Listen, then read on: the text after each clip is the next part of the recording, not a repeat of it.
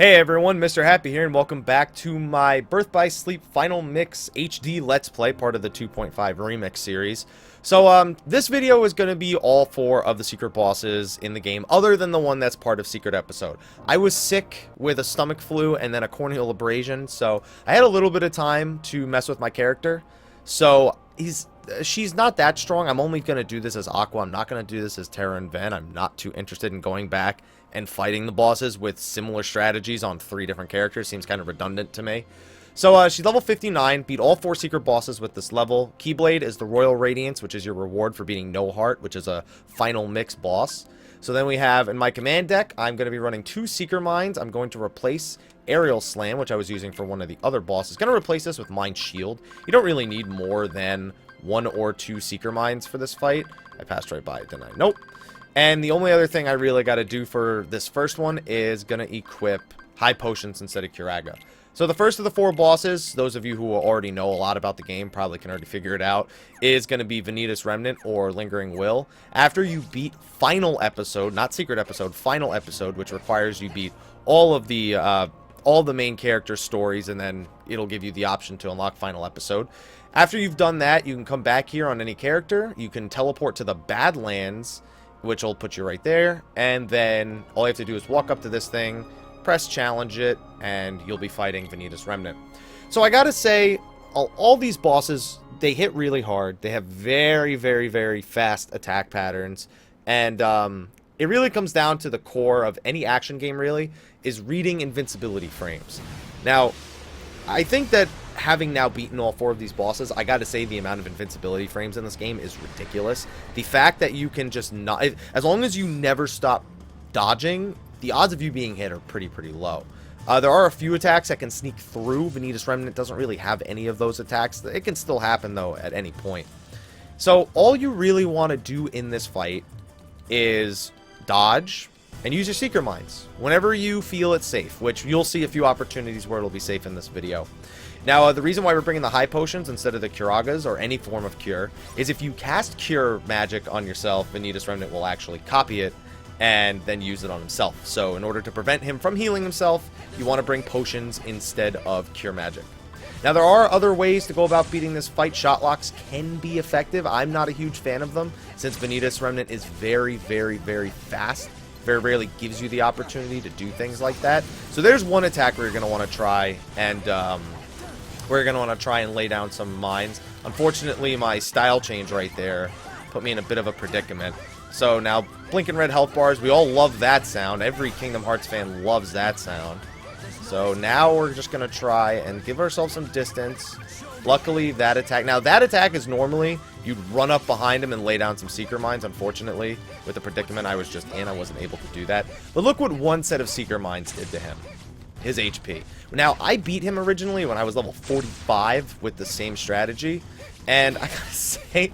I feel like I'm doing something dirty by using these Seeker Mines for this fight. But I mean, you really want to try and avoid all 8 of them hitting, because as you can see, if you get a form, I keep calling them form changes. If you get a change in style, it can severely mess you up, especially because it's very easy for him to hit all 8 of them while he's in the middle of this attack right here, where he's just jumping around, swinging. If you have Seeker Mines laid down before this attack, it's very easy to get a style change off of it. There's another attack that if you're paying attention, you can actually get very easy Seeker Mines off. But it depends on which pattern he goes with. When he teleports away, you can technically do it regardless of which attack he follows up with. I prefer to only follow up when he uses that attack, and only if you can get it very, very fast. This and the laser attack are by far the 2 safest attacks, and I might get a style change here, so I gotta be careful. Alright, I got a style change at a time that wasn't so bad. So now I'm gonna walk back over the mines. It really just comes to, if he's in my range and he tries to use Seeker Mines and he tries to hit me while I'm in the middle of my Seeker Mines, it will almost always result in that. That might actually get me hit as well. Alright, so I'm already changed, so I might as well just keep around them. It can also occasionally knock him up, which can definitely help. But as you can see, real basic strategy. You can do this pretty much at any level, and it'll work. I'm trying to avoid getting hit by the thing. that laser attack that you see him shooting at me can be very, very bad. See, he just walked into my mines and killed himself. And there we go. There's the first secret boss out of the way, level 59, Secret Mines. Like I said, you can do this pretty much at any level as long as you're able to dodge his attacks. Apparently, the higher level you are, the harder Ventus Remnant is, or at least the more relentless he is. I don't know with all these invincibility frames how he really gets harder. Maybe his defenses scale up, he just attacks you far more often. But I haven't seen a difference between level 45 and level 59. So there's a chance that was removed in HD 2.5. I know that one of the 4 secret bosses was toned back, and I'll talk about that when we get to him. But that's the first of the 4 secret bosses. So now we're going to be moving on to the next one. Alright, and here we are at the second optional boss in this game, and it is going to be the Mysterious Figure. Ooh, so mysterious. This is the second time we've had to fight a boss that people called Mysterious Figure or Unknown in the Kingdom Hearts series. So, changing from the first secret boss from Ventus Remnant, we are going to be bringing 4 Thunder Surges and 4 Curagas. Now, you can change that however you want. I highly recommend you bring at least 4 Thunder Surges. It seems that the more Cure Magic you bring to your deck, the harder this fight gets, because he's just trying to make sure he doesn't leave as many openings. His attacks that don't really leave him open for counterattack as often, those are the ones he'll prioritize. Whereas when I fight him with 4 and 4, it seems that he uses certain attacks more often, and they're attacks that I can punish. So I know it might be a little annoying, especially if you're trying to play it in a certain way. Bringing no commands is also a pretty interesting one, but you'll need certain other attacks that I actually haven't even gone out of my way to bother getting, such as a heal block, which is every time you block, you can heal yourself up. That one actually works very, very well, since if that's your only heal, he'll use a lot more of his punishable commands. Less heals, I don't know what the limit is, but when I bring 5 Curagas, this guy wrecks my face. It's not even fair what he does to me when I try to bring that many Curagas. You can totally still do the fight. I don't like it. I prefer the 4 and 4 because it gets him to use this one attack that is extremely punishable with Thunder Surge. And that is the name of the game. So similar to Ventus Remnant, where you just pretty much... This is the attack, by the way. I never see him do that attack. Now look, he's done it twice. I bring 5 Curagas, he doesn't even know what that attack is. So... what was I trying to say? Oh, this attack sucks. Oop. Well, that's gonna hurt. I just have to spam all my Curagas here. No options. That's basically your only option is if you get hit by one of those early on, you just have to spam Curagas until you can survive. So, similar to Ventus Remnant, the general idea is you wait for him to use an attack, and then you Thunder Surge once you know that he's left open for attack. You kind of want to try and avoid stance changing, or I keep calling it stance changing or form changing or whatever. You really want to try and avoid changing style, but if he gives you that many opportunities in a row to hit him, you really don't want to pass that up either. I don't know how I got hit by that. That's just me being lazy. It's a little bit harder to kill and fight at the same time, in my opinion at least. I find myself making mistakes that I don't make when I play solo. Oh, that was close. See how close that was? There we go. He also has that little heal barrier himself, where if you hit him while he has it up, it'll heal him for a small amount. It's really not that big of a deal. He just does it sometimes. It's probably after he's hit a certain number of times. Yeah, there it is again. It's not really too big a deal. Don't worry about it. Sometimes it'll set back your progress a little bit, but it's very rarely going to be so much that you're like, wow, I was so far down, and then he healed himself to full by blocking me. That's another really great attack to try and counter. He's actually giving me a lot of opportunities to deal damage here. Even for 4 Thunder Surges, or I should say 4 Cures, it's a pretty sweet amount of, pretty sweet attack pattern. He's got to go, what? How did that hit? Someone want to explain to me how he somehow snuck that in? With all these invincibility frames, he found the one opportunity he could to put the pain on. Okay, so the first time I beat him, I did not get nearly this many Thunderbolts. Not like I'm ever going to use them, but still. So at this point, when he falls below, like, about half HP, he'll start turning invisible, and then he'll also start using some new attack patterns. Wow. I feel like my square button is not responding as much. I'm actually using my PlayStation 3 controller this time compared to my PlayStation 4 controller, because I wanted to be able to check my trophies while I was beating all the optional bosses. But I feel it kind of given away, as if it's just like, dude, square button. Calm down. Like, I understand you need to dodge a lot, but come on, man. But you can see the strategy here and how simple it is. It sucks when he does those, but whatever. Got another one. I don't want these, though.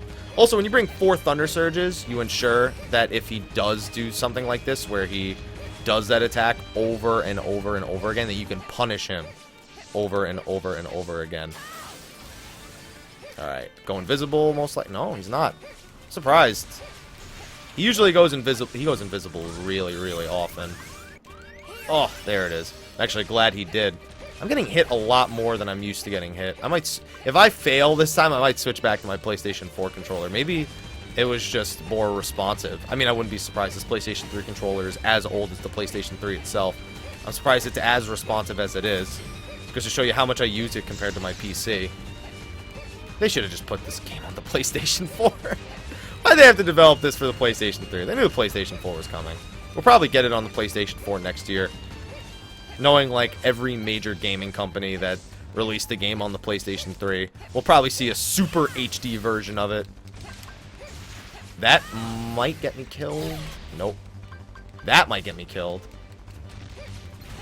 That was really dangerous what I just did. And we got him. See?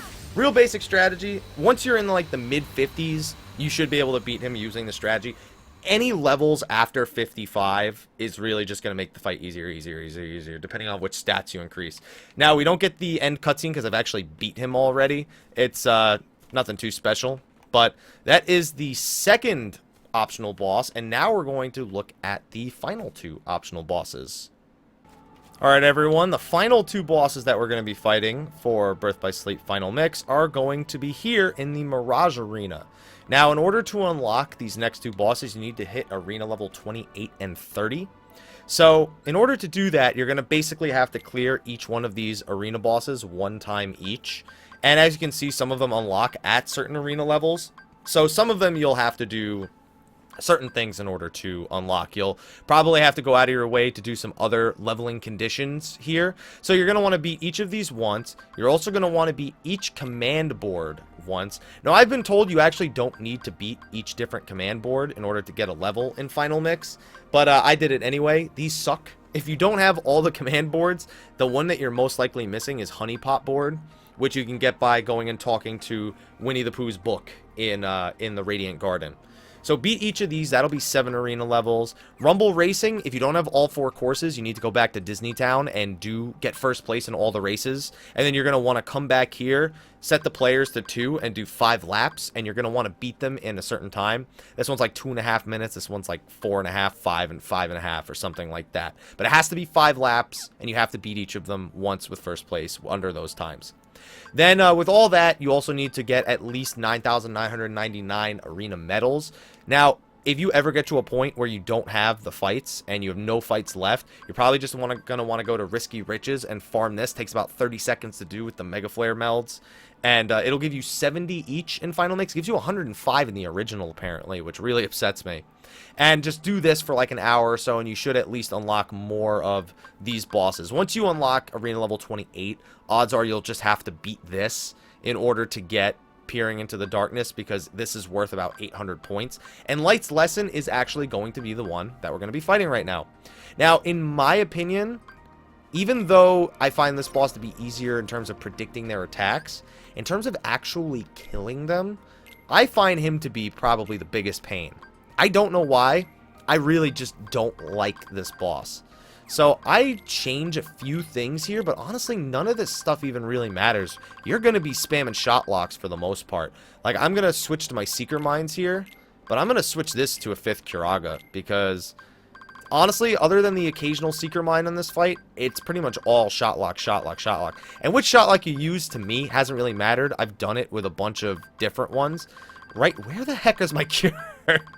I forgot where it was because I kept seeing Aroga. There it is. So I'm running with Light Bloom. I've also done it with Lightning Ray and Thunderstorm. I like Light Bloom. To me, it doesn't really make a difference. If you're on Terra, you can use Dark attacks, which definitely have a higher effect.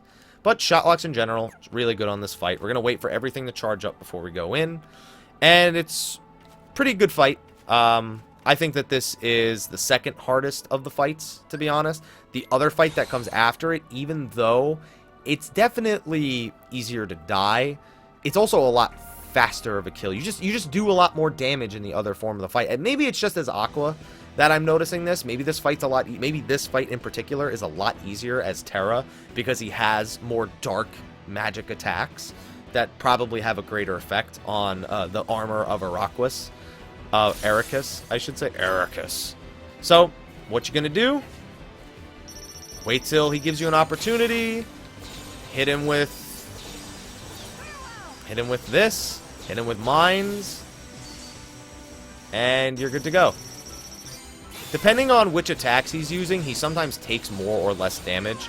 Like when he's using that attack that I just caught him using, he takes a little bit less damage. Also, when he's doing that attack, he takes not less damage, but it's really best to try and just hit him while he's using this attack. Although when you come out of the attack, these things can wreck your face. It's usually not so bad because you have all the Curagas. This attack, he literally takes 0 damage. Like you can charge it up. If you charge it at the right time, you can charge it up and it'll be okay. But he takes very, very little damage while he's doing some of these attacks. And you'll notice just as I'm fighting him, when these attacks do a lot of damage and when they do almost none at all. And it is a pretty big difference. But you can just see the strategy here, how simple it is. Shot lock, shot lock, shot lock. You'd think he was a story mode boss with how effective shot locks are on him. And if you really, really want to, like if you don't have any focus, you can actually just do that. You can just deflect those attacks back at him. When he does this attack, you shouldn't have anything to be worried about. I know it's a lot of hype, it's a lot of build-up, and it's flashy, it's a lot of lights, but this is a super easy attack. Seeker Mines, if you can ever get the opportunity to lay them down, are very, very good on this fight as well. That's why I bring them. But if you just take a few hits with Damage Siphon on, you'll get your focus bar at max. And as long as he doesn't change his forms, he can change his forms on you if you let him hit you with a certain attack. As long as you don't let him do that, he dies very, very quickly. He's doing it right now, and he may actually get me in it. Ooh, that was close. I prefer having him in this form as opposed to having him in the other form. Ooh, he has a good opportunity to get me with it right now. Ooh, that was close. Wanted to get all these attacks off. Yeah, he's being real nice to me this time. Oh, now he's not. Where the heck did he go? Oh, okay. I'm just gonna have to play a little game with him. Doing a barrier. And by the way, these bosses, the ones that I'm fighting in this part right here, their patterns actually change depending on which character you're fighting them on. It's not so much that their patterns change, but they use slightly different attacks. And it can obviously change your strategy. Like you're seeing me do this with Aqua right here. But if I were to be doing this on Terra or Ven, his attack patterns would change slightly. It probably wouldn't be enough to warrant me really going all out and changing the overall strategy of the fight. But it's worth mentioning, at the very least, that while this looks really easy on Aqua, it is slightly different on Terra or Ven. Can be beaten on any character. I feel like these strategies are not universal to a single character. The Seeker Mine strategy is definitely my favorite for Ventus. I'm actually going to back off. He usually does that attack a few times in a row, and that gives you a lot of time. Now, unfortunately, I pinned myself up against a wall here, so even though it was a good opportunity, I kind of ruined it myself. This attack is another one that you can kind of play around with.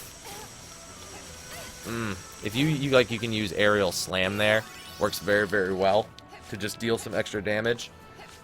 Like I said, I've become a big fan of, instead of deflecting those, just hitting him with Light Bloom during this. But it does open you up to potentially get hit by this attack right here and let him form change. And if he form changes, he is absolutely... he's not even harder, he's just annoying. I feel like he doesn't take as much damage, and he doesn't give you as many opportunities to damage him back. So, this is my strat. Well, not my strat, but this is a strat that I use. And it seems to work for me. Now, of course, that's a different story, what the timing that just happened right there. Yeah, and he also... The only thing is he does block a lot in this form. He doesn't block when he's in the other form, but he takes... Look how much damage he's taking. I'm okay with him blocking a few times if it means that I can beat the hell out of him. Look at that. All I did was just get hit by a bunch of attacks. Focus bar, almost back to full. I only hit him with like 2 attacks there, though. Oh, that's because, yeah, during this attack, invincible. Doesn't matter. Usually he's a little bit easier to hit with Seeker Mines, though. This has been the fight where I've used my attempt at the fight where I've used Seeker Mines the least, actually. But either way, he's almost dead. As long as we don't get cocky. Next time he lands and does that light charge-up attack, just hit him with a few shot locks. Now, I read that they did make him easier in 2.5, which is... I don't know why they decided... If that is true, I don't know why they decided to make him easier. He's not like a be-all, end-all hard boss. Like, I just don't understand the thought process behind making this boss even easier. Because that means that there was a point where he was harder than this. And I would love to actually get to challenge that. But it doesn't look like I'll really get that opportunity. See, these are like good times where you can use Seeker Mines, because then you just have to dodge around them. He'll usually like take a few steps forward. That was actually pretty bad timing. I could have maybe finished him there. Got him. See? All it took was those few last deflects. And there you go. There's 3 of the 4 secret bosses now. That was Armor of Eraqus. Nice, easy win. And the last one is... We're going to just go straight into it from here. I don't have to change my commands for this next one at all. The only thing I could potentially bring is more Curagas, because I'm not gonna use Secret Mines at all. But I just, with the way that Mysterious Figure works, I almost feel like bringing more cure to any of these fights, other than potentially Ventus Remnant, makes them harder. The last one is Peering into Darkness. Don't worry about this bonus challenge where it says you have to beat it within 25 minutes. I've been beating this fight in about 4.5 to 5.5 minutes, depending on how well I do in the first 50% of the fight. And I'm not going to talk about, it's actually a 2-part fight, but the first part barely even counts as a part, and you'll see why. Because once again, shot locks, really, really good. Now, I don't know if he's easier on Aqua because I have the Light Bloom shot lock, and because he's darkness based. I don't know if that actually makes a difference. But if darkness based attacks make Eraqus take more damage, then I would believe light based attacks making this guy take more damage. So, you're going to see a lot of, like, droppage in frames. Something about this fight just causes it to drop frames very often. Not even drop frames like in OBS, it just drops frames in general. But you can see, that's the first half of the fight. It's so easy. Just 2 light blooms and it's done. And now, this part is still... takes about 5 shot locks, I think. 5 very, very well-timed shot locks. And you can finish him at this level, at level 59 with the light bloom. I also used, again, the other 2 shot locks that I mentioned before.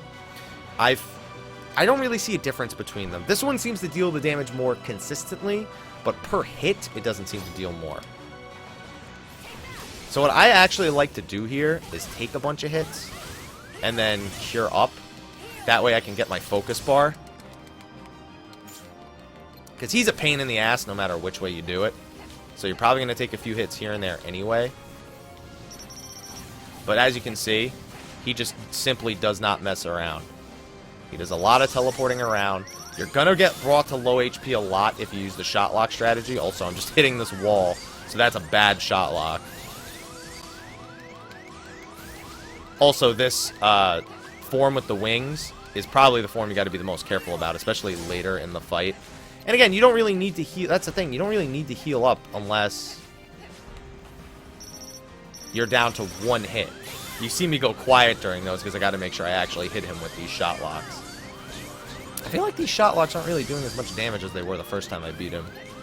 I'm actually going to cure before the next one, even though I'm not at 1 HP. I'd like to have... Also, I just don't like making you guys suffer through the stupid noise. The low HP noise. The Kingdom Hearts low HP noise is probably the single most annoying sound I've heard in any video game. And that's totally not true, but I'm going to be a drama queen and say that it is true. And now we're just going to kind of heal up, get our focus bar back. Which is a big part of my strategy, is really just try and take hits to get the focus bar back. Even if he's right up in your face... Oh, I messed it up. He might actually kill me here now. Nope, we got it. My focus bar is still mostly full. Usually, even when he's hitting you in the face, you can still hit him with a shot lock. It's pretty reliable. But it depends. You can see why it depends right there. Sometimes he starts teleporting behind you instead of in front of you. It depends. Usually, he's a lot nicer about this. This is honestly the longest attempt at this fight I've ever had. So it's probably because, again, it's a lot different to talk during the fight than it is to do it quietly. Yeah, like, he's being very, very rude. He's being very, very rude right now. Ow. And every opportunity I usually had to do it. He tends to dash around when you try to do it, too. So even if I might have to hit him with a few partials here, which still do good damage. It's just that I'm missing a few shots because it's not maxed. You know, normal, considering how shot locks work, that it would do less damage. Okay, so he's starting to get low on HP, so when he goes into this form, you actually have to pay very, very close attention, because he can fly up into the air and do a very large attack that hits about maybe 2/3 of the entire arena. And if it hits you, it drains you to 1 HP, drains all your focus, and resets all your commands down to their maximum charge time. That's not it. That's just a different charge attack. And you can survive if it hits you. Think of it just like Sephiroth's attack from Kingdom Hearts 1 and 2. I forget what it's called, but I don't know how. Oh, that's the attack. There it is right there. So yeah, you just need to get out of range of him. Oh, this one's gonna hit me most likely. I don't know if I can get out of range. All right, I'm out of range. So yeah, it's very, very important that that attack does not hit you. Survivable, but you don't want to have to deal with it. Trust me. All right, this is gonna do a lot of damage. This might even kill him if I'm lucky. Not quite. It's close, but not quite. Come here, no heart. This really feels like dirty, right? Like, I don't even need a full shot lock at this point. I'm gonna try and do a full shot lock just because why not? And he's dead. And there you go. There's all 4 secret bosses of Kingdom Hearts Birth by Sleep Final Mix. This was on Proud, by the way. I put that in the description, but I don't know if I'm gonna put it in the title or not. But that's it. Those are all 4 of them. We had No Heart, Armor of Eraqus, and yeah, about 5.5 minutes. That's about normal. My shortest is 4:26, I think. Something along those lines. And yeah, so we had Armor of Eraqus, No Heart, Mysterious Figure, and Ventus Remnant. All 4 cheese strategies, and we beat them all. So, in the next video, we'll be finishing up Secret Episode. Thank you everyone for watching. I'll see you guys in the final video of Secret Episode, and until then, take care.